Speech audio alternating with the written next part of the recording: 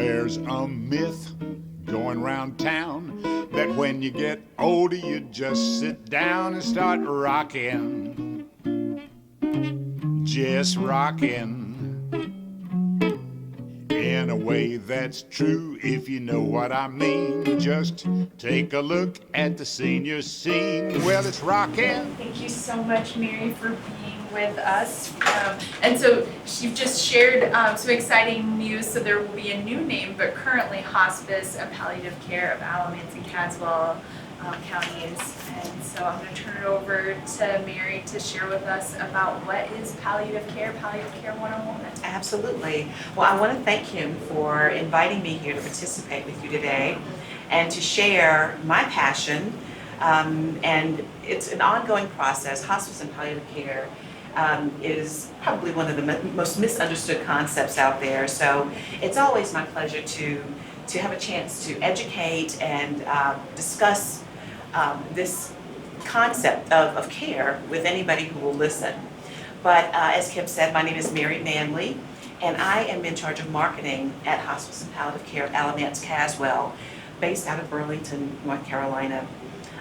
We have just recently merged with Hospice of Greensboro, so we will have a new name and a new look at the first of the year, so we're excited about that. And I think too, the name that we currently have kind of limits us a bit, so we definitely want to incorporate all of the areas that we cover. And as you can tell by our name, Orange County is not covered there. So we're excited about having a name and a brand that is much more inclusive of who we are and what we do in the areas that we serve. So that's the exciting part. Yes, we are providers, probably one of the oldest providers of hospice and palliative care in North Carolina. We are truly a grassroots organization. As you know, there are a number of different structures when it comes to hospice and palliative care. We are a nonprofit organization. And I say that we're a grassroots organization, and that means a lot. When I say that, it's because we were built by the community, and we have been sustained by the community for over 30 years. We were started by 3 ladies who were Alamance County residents who thought, let's start a hospice. One of them being a nurse, and pulled it together. We accepted our first patient in 1982, and there's been no stopping us since. We have served the community for over 3 decades, and we're just excited that the community has embraced us. We are the reason that we are still here. They are the reason that we're still here, so we're very excited to become a part of this community as well. So let's talk a bit about hospice and palliative. We hear those terms, and oftentimes they're used interchangeably, not only among lay people and just the general community. Physicians also use that term interchangeably. When you've got a seriously ill patient in the hospital, it's not unusual to hear a physician say, let's have a palliative care consult. And sometimes palliative and hospice are used to both identify patients who are at end of life. And that's not necessarily so. There are a lot of similarities with hospice and with palliative care. At one point in the 15th century, hospice and palliative care were looked at as one entity. But now in the more recent days or years, they've been kind of separated out. And if you have ever known anybody who's had hospice, then more than likely they've had palliative too, because they do go hand in hand. So when we talk about hospice, for example, hospice is one of the few benefits that Medicare offers that covers both the family and the patient and the family. It's all inclusive and covers pretty much anything that's related to a hospice patient's diagnosis. The biggest thing about hospice is that a patient's prognosis has to be 6 months or less if their disease process continues at its normal rate. 2 physicians have to certify that a patient would expire within 6 months based upon the trajectory of that disease. Of course, that's not always the case, but that's a parameter that we use when we're talking about who's appropriate for hospice and who's not. Also, one of the interesting things is that with hospice, Medicare covers it 100%. It's paid for by Medicare, Medicaid, TRICARE. Most private insurances have hospice benefit. And again, that includes anything that's related, whether it's hospital bed, wheelchair, bedside commode, incontinence supplies, any medications that are related to the hospice diagnosis. And oftentimes it's kind of difficult to identify what exactly qualifies a patient for hospice. So it could be a combination of different things. It just really could be. And so, it's kind of like painting a picture and putting it all together. Medicare, because Medicare is very specific about what what qualifies a hospice patient, or what qualifies a patient for hospice, and because typically they're the ones who are paying, we do have to follow hospice guidelines. But on the flip side of that, with palliative care, we're not restricted in that sense. With hospice, it's about end of life, it's about care. With palliative, it can be about cure. It can still be about cure. They both are very similar in a lot of ways in that hospice and palliative care is about comfort, providing comfort to the patient, providing comfort and support to the family, eliminating any symptoms or keeping those symptoms at bay, and providing the physical comfort, psychosocial support that the patient and the family needs. Same with hospice, same with palliative. So that is one similarity that we definitely identify. But with hospice, patients have decided that treatment is no longer viable. Oftentimes, the treatment makes patients sicker than the actual disease itself. So sometimes treatment is not necessarily viable. Patients have opted to no longer pursue curative measures for the disease process. At that point, that's when hospice would come in. No curative treatments. We decided that we want to let the disease take its natural course. We want to live our best quality life now until we pass away. With palliative, cure is still an option, and seeking curative measures is still very much an option. With palliative care, of course, our goal is comfort and support of both the patient and the family. But that can also take place in conjunction with chemotherapy, with dialysis, or any other treatment that the patient chooses to pursue. With palliative care, it opens the door for a lot of opportunity. With our agency, for example, our interdisciplinary team is comprised of a physician who oversees all of the care of our patients, a nurse practitioner, and a social worker.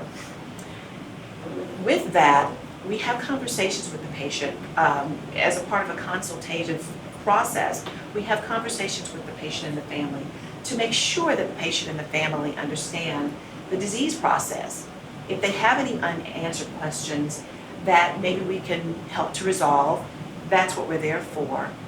In addition to that, we are making sure that the patient has what they need to live the best quality life that they can.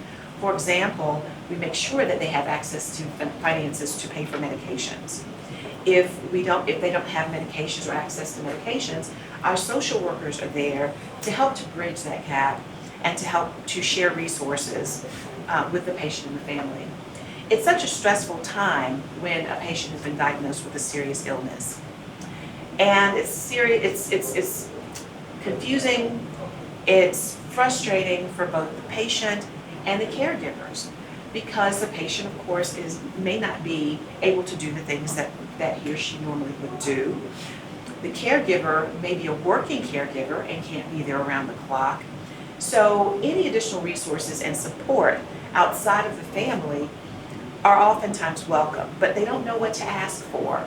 So that's where the physician, the social worker, and our nurse practitioner come together as a team, along with the patient and the family, to identify issues or needs that may have gone unnoticed. And as you know, a part of well-being and overall good health is having electricity, having gas in the car to be able to get to medical appointments. All of those things are very important, but in a lot of cases, we see those things lacking. And so that's what we're there for. With our hospice agency, and you'll find with agencies across the state, We have resources that we can tap into. For example, with our agency, we have a food pantry. So if a family is short on food or short on money, resources to get food, then we can pull from our food pantry if we identify needs. If clothing is an issue or furnishings are issues, then we have a thrift store where we can take a voucher to our thrift store and get whatever the family needs. But that is why, you know, when we look at hospice and palliative care, it's very much a holistic approach to providing comfort and care for our patients and families. And I will tell you, and I should have said this earlier, please don't hesitate to jump in at any point if you have a question. This is very interactive, and I certainly would like to entertain questions as we go. But the biggest difference, I think, with hospice and palliative care would be the goals of care. You know, where do we go? We've been diagnosed with a serious life-limiting illness. Where do we go from here? And with hospice, you know, sometimes it's just not feasible to pursue curative measures. But we still want to make sure that you're comfortable, that the quality of life is there, that you're able to do the things that you want to do, that you're able to mend fences where you may have had a breakdown in a relationship of some sort. So we're there to help facilitate those things. We do the same thing with palliative care. We are there to be of support, to help you to identify what is it that you want to achieve. Okay, now that we've got this palliative consult, we've got this hospice consult, what do you want to achieve? How can we help you to meet your goals? And we have those serious conversations about advanced directives. That's a huge part of what palliative medicine is about, is having goals of care conversation. So if we have a family there who has opted to accept palliative care, we want to know what the goals of care are. And if you, for some reason, get to a point where you're unable to make decisions for yourself, who would stand up for you and make those decisions? Do you have one person, or do you have a committee of people who could be there to lobby on your behalf for what you want? Our agency, and you will find hospice agencies across the state, across the country, we are there to advocate for our patients and for our patients' desires. We're not here to force an agenda that we feel is best for our patients. We're here to hear what the patient wants and to help them to attain and to achieve those goals. So we listen to patients' stories. We want to know what they've got to say. We want to know what's important to patients. And we want to honor those wishes, so that if a patient tells us they don't want extraordinary measures taken, then we want to make sure that that's in writing, so that when that time comes, when the patient is no longer able to speak for themselves, that the family is already aware. And it's amazing how much tension and stress is eliminated when the patient has taken ownership of their own future, their own destiny. It's very empowering. And we often at times ask patients, or ask in general when we're doing presentations like this, I will oftentimes ask, if you only had 6 months to live, or if you were faced with a serious illness, what would be the most important things to you? We have a game that we play called Hello. And Hello is just a game where it encourages and promotes conversations, where we ask questions like, what would you want your last meal to be if you knew that you were dying today? So we ask questions like that, not to be morbid, but we ask these questions to help to prompt patients or prompt families to really think deeply about what's important. What do I really, really want? Is there something that I wanted to do that I've never gotten to do? Is there something I want to say that I've never gotten an opportunity to say? So we are there to kind of help prompt and stimulate those conversations and encourage dialogue among patients and their families. Because how tough is it to have those conversations about end of life? So what a great time to have them before end of life becomes a real issue. Having those conversations up front. Any questions or anything anybody would like to contribute? I do have a question. Absolutely. So can you give us sort of a scenario? So Mary calls her doctor and asks to recommend palliative care. And then the doctor sets up, I'm getting muddy in how it happens. Who comes to the house or hospital or other institution? Who calls them to come? In what frequency do they come? What do they do when they come there? How many of them? How long do they stay? Okay. Can you just kind of run us through a pretend scenario or two?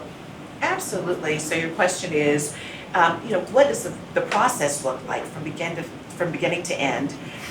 Once a family member thinks that maybe their loved one is appropriate for palliative or hospice. With palliative care, sometimes it's a family member who initiates it with the physician. Anybody can make a referral for hospice or palliative care. Anybody that notices a decline or knows someone or is facing a serious illness themselves can initiate a referral. If a physician, for example, realizes that a patient needs additional support in the home, typically they will have the conversation with the patient and the family. There are times when they're not that comfortable and will reach out to a hospice representative to maybe come in and meet with the patient and family to have a conversation about the disease process that they're facing and some of the complications that they may face as the disease progresses. At that point, the physician, the primary care physician or the specialist, will write an order for an assessment, a hospice assessment or a palliative care consult. If it's a palliative care consult, that usually takes place in the home, anywhere the patient calls home, and the initial team that comes out to the home, once we receive the written order from the physician, will be a nurse practitioner and a social worker. Those two people will come out to the patient's home, sit down and have a conversation with the patient and the patient's caregiver or close family or family friend, just to discuss that we have received this referral for an assessment for palliative and wanted to know what you know about the disease process. Do you understand why the physician referred you to us? What do you know about your disease process? And our goal is really to help educate the patient and the patient's caregiver about what to expect from congestive heart failure, what to look for, shortness of breath, inability to lie down on your back for long periods of time. So we start that process. We start going through the medications that you've been prescribed because that in and of itself can be extremely confusing. So we'll sit down and try to help reconcile the medications that you've been given or that a patient's been given. And sometimes, a patient may have old medications there that they were given prior to this visit. They've got new medications. So we want to bring out all the medications and help to reconcile. Okay, the doctor discontinued this, so let's do away with this one. This is a new medication that we'll use in its place. With palliative care, we also want to know that you understand when your next doctor's visits will be, the frequency that you'll see your primary care doctor, because you'll continue to see your primary care or your specialists as normal. We would normally see a patient under palliative care about once every 2 months. The nurse and the nurse practitioner and the social worker. However, we have a team available, a triage nurse available 24 hours a day, 7 days a week for any emergencies or any symptoms that are unusual. We always encourage our patients to call us. Before you go to the emergency room, call us. Let's see if we can triage it over the phone, but if we can't, we're going to send somebody out to your home to help get those symptoms under control. And if it looks as if something that we can't control, then we'll certainly expedite getting a patient to the hospital. Now with hospice, it's a little bit different than that. With hospice, 2 physicians must agree that a patient is appropriate for hospice, and that, again, if the disease continues at its normal rate, that the patient would expire in 6 months. One physician would be the referring physician. It could be a primary care doctor or a specialist, and also our medical director who oversees our hospice team and all of our patients that we have on service. So both physicians must agree that this patient is appropriate for hospice. The initial assessment is done in the home, wherever patient calls home. It could be home of the patient's home, it could be a child's home, it could be a nursing home, skilled nursing or rehab, it could be an assisted living, a homeless shelter, a jail, wherever a patient calls home, that's where we will see a patient. And it's a pretty lengthy assessment. Usually it's a case manager or a registered nurse who will come to a patient's home and do a full assessment and just have an opportunity. It's not a rushed process. We want to make sure that the caregiver is just as much on board as the patient, and we want to make sure that our caregiver feels supported and understands what the process is about. After we admit a patient onto hospice, then the patient is exposed to a very robust array of services after that. So the services would include not only a nurse, but you also have the physician on as a part of the hospice team. You have a social worker who's also a part of that team, and the social worker is very instrumental in helping to coordinate any services that may be needed in the home, and also to just make sure from a psychosocial standpoint to provide that emotional support in the home as well for both the patient and the caregivers. In addition to that, we also have volunteers who are available to our families on hospice to spend time doing some of the things that the patient would like to do, whether it's reading or listening to music or just having some company. But it's also a great time for the caregiver to be able to step away for a couple of hours and have a little bit of a reprieve, to get your hair done, to maybe go get your nails done, to get a massage, just to go something as basic as grocery shopping. That's oftentimes hard to weave into your schedule, so that's what a volunteer is there for. We also have a person that I think is probably one of the most important components of this whole puzzle is our CNAs. Our CNAs are available to come into the home from 1 to 7 days a week. The role of the CNA is to help to bathe the patient, to get the patient dressed, to help with feeding, and to maybe do some light tidying in the immediate area that the patient resides. For us, the CNA is very much the eyes and ears, and probably the most trusted person on our team, because they are providing such intimate care to patients. They become a part of the family. They really do become a part of the family. And so we look to our CNAs to share insights that maybe we hadn't noticed. Maybe the patient is declining, but when they know that the nurse is coming, they spruce themselves up, they put on their happy face, but that's not what the CNA, and that's not their normal on Monday through Fridays, but on Saturdays, that's what they look like for us, for our benefit. We rely on our CNAs to share that kind of information with us. If a CNA overhears, frustrations in the home or that something is lacking, bring that back and let us intervene and help. So that's the role of the CNA. We also have chaplains. Our chaplains are really important for spiritual support. And I say spiritual as opposed to religious support, because our chaplains step away from their religion when they come into a patient's home. They put that to the side, and they're meeting our families and our patients wherever they are. If they subscribe to a specific religion, that's fine. If they don't, it's okay. But I think over the years, we've realized that many of the decisions that patients and their families make are based less upon fact than upon faith in their belief system. So, our goal is to meet patients wherever they are, and so if we have a Jewish patient and family, and our chaplain isn't quite filling that void there or that gap, and we need more, then we can engage a rabbi. We've got those kinds of resources and those kinds of relationships, so that we are able to really present from a holistic perspective. So all of the components that hospice and palliative, with hospice especially, everything is pretty much a la carte.